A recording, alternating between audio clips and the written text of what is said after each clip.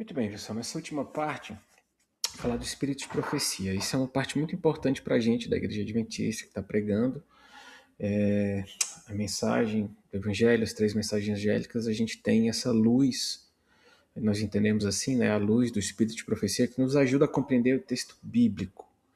Né? Ela não é só uma comentarista do texto bíblico, mas a gente acredita que ela é inspirada também por Deus. Né? No sentido de profecia mesmo, né, de ser uma profeta do tempo do fim.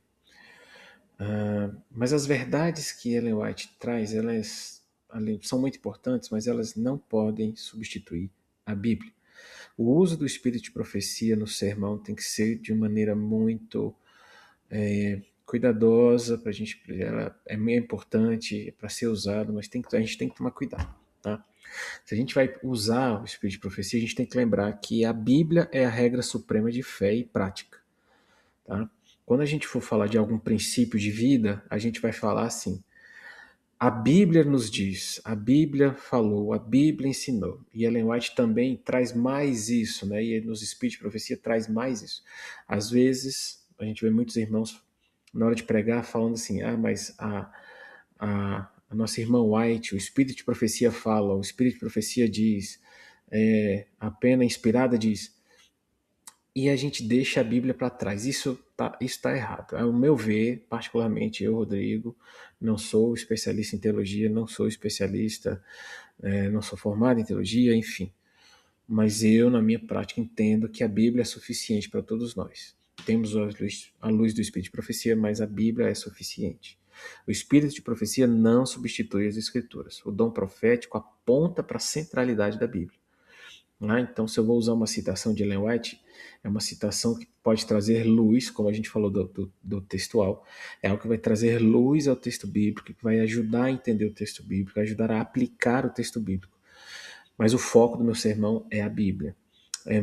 Os escritos de Ellen White não substituem a Bíblia, conduzem a ela. Tá? Então, assim, você talvez já tenha visto sermões assim, que o irmão às vezes lê 12 textos de Espírito de Profecia e só um da Bíblia, dando a entender que é a Bíblia que dá apoio, né? É a Bíblia que, olha como a Bíblia concorda com Ellen White, né? Sabe? Inverte os papéis. Então isso é muito sério. A gente tem que tomar muito cuidado na hora do sermão do Espírito de Profecia, porque a gente não está pregando só para adventistas. Às vezes a gente está pregando para visitas, pessoas de outras denominações que não concordam com a gente e às vezes apontam para nós dizendo que nós somos devotos de Ellen White. Então existem realmente certos comportamentos que acabam apoiando esse tipo de argumento. Então a gente tem que tomar cuidado. Não é desrespeitar, não é ignorar o espírito de profecia, mas é saber usar ele, né, de uma maneira mais própria dentro do sermão. Né? Então, assim, o uso correto do espírito de profecia. Né? Isso daqui eu tirei, pessoal, daquele livrinho do Como Preparar Sermões. Tá? É fortalecer verdades bíblicas. Né? No que sentido fortalecer? Não é que a Bíblia precisa ser fortalecida por ninguém, mas fortalecer o entendimento daquelas verdades bíblicas. Né? Esse é o ponto, fortalecer o entendimento para a gente. É um instrumento a mais didático que nos ajuda a entender aquilo. Ampliar as aplicações, né, do texto bíblico pastoral, esclarecer princípios espirituais que às vezes estão obscuros, mas alguém já teve um entendimento que nos ajuda, fortalecendo os apelos. Né? Então a gente sempre parte, sempre, do texto bíblico. A gente tem que usar citações de Ellen White de forma contextualizada, tem que explicar o pensamento, não apenas citar, tá certo? Então a gente precisa ter todos esses cuidados com o uso correto do espírito de profecia. Quais são os usos inadequados? Construir sermões baseados apenas nas citações de Ellen White. Isso não é um sermão, isso é uma palestra. E púlpito não é o lugar de palestra. O púlpito sábado de manhã, quarta noite, domingo à noite não é local de palestra, ali é local do sermão. Tá? Usar o espírito de profecia como argumento final de autoridade. A palavra final não é da Ellen White, não é do pastor Bullion, não é do pastor Ayrton Killer. A palavra final, o argumento final de autoridade, quem tem autoridade é a palavra de Deus. Tá? A gente tem que tomar cuidado para não descontextualizar declarações. Existem as cartas de Ellen White compiladas, às vezes ela falou uma coisa lá no início dos seus escritos, e depois lá na frente, Ellen White, de muita oração, às vezes ela muda uma percepção. Então, Então a gente tem que entender, tomar cuidado até por causa disso. É uma obra muito extensa. A gente tem certeza que ela não mudou de opinião sobre alguma coisa? Aquilo ali foi tudo inspirado? Aquilo foi revelado? Aquilo é só reflexões, cartas que ela trocou com alguém? A gente tem que tomar esse cuidado.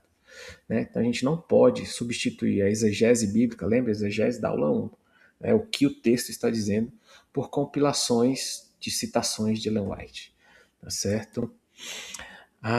No fim das contas, gente, o que importa para a gente terminar aqui mesmo, o que importa mesmo é de tudo isso que a gente viu, que é tudo isso que a gente tem estudado, nenhum recurso técnico vai substituir a sua vida devocional, vai substituir a sua vida de oração, a sua dependência do Espírito Santo. Não é fácil, você começa a pregar, você começa a ser alvo, né, do inimigo, você começa a ser criticado, você começa por si mesmo, você começa a ser alvo de inveja, você começa a ser, enfim, você pregar um sermão se colocar com um alvo nas costas, tá certo?